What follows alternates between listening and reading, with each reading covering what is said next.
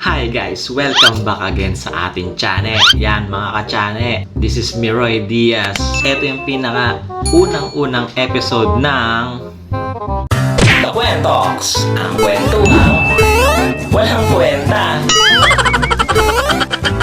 Ayan, ito yung pinaka unang episode natin ng Kwentoks. So, ang topic natin today is, ano bang ibig sabihin ng pangangati ng kamay? Yan. That's a very big problem. Marami akong naririnig lagi eh. Ay, nakakati yung kamay ko. Yung Pwede na! palad ko, magkakapera ako. Kwentoks natin for today yan. May 5 yan. 5 site po yan ng kamay. Remember that. Put it in your mind. Yung pangangati. The first one is, eto. Yan. Etong likod ng kamay nyo na yan. Pag ito yung nangati sa inyo, ibig sabihin yan, magkakapera na sana kayo, pero ibinalik. Parang may naamoy ako hindi maganda. Kasi nasa likod, di ba? Yan. Ito yung harap, ito yung likod. So, pag itong nangati sa inyo, yung pera nyo na sana'y mabibigay sa inyo, kaso nga lang, ibinalik or nagkaroon ng revision. Okay? Alam nyo na yan kung Masama ang tabas ng dila mo ah. Bakit ba? ano yun.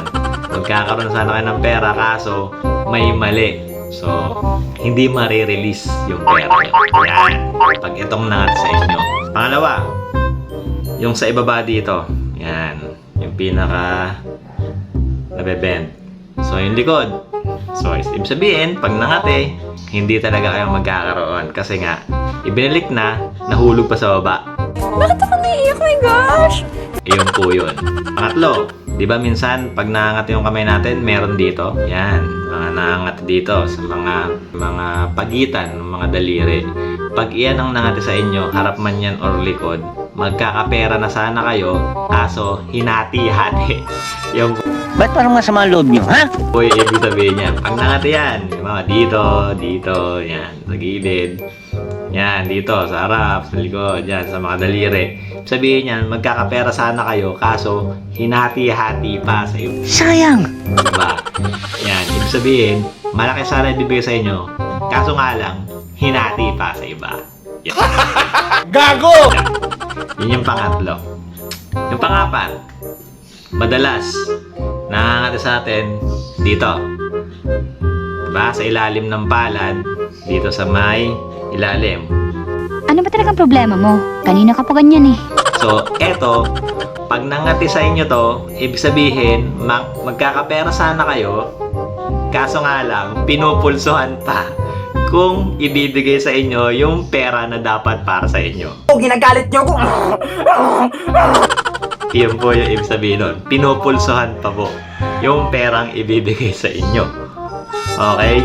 Kaya pag dito nangati, wag mo na asahan. Or, abangan mo kung bibigyan ka. Kasi pinupulsuhan pa kung ibibigay pa sa iyo. Wala kang awa! Okay? So, 1, 2, 3, 4. Okay, 4. Then lastly, yung panglima, yung sinasabi natin na kumakati ang palad. Yan.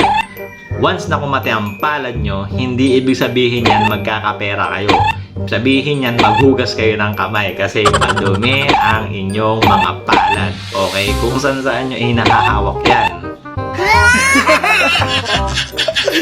Okay?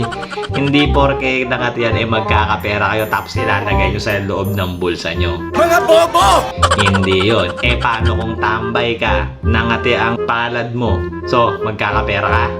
Suntukan na lang.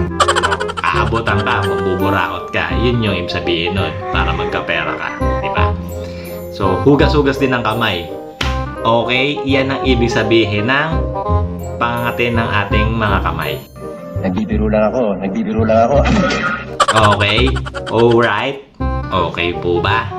At iyan ang ating first episode dito sa ating The Kwentoks. Ang kwentuhang walang kwenta. Okay? So, kung may mga tanong kayo, comment down below. Tingnan natin kung masasagot natin dito sa The Kwentoks. Ang kwentuhang walang kwenta. Bye-bye, mga ka-chane! Better let go. You decide if you're ever gonna let me know. Yeah.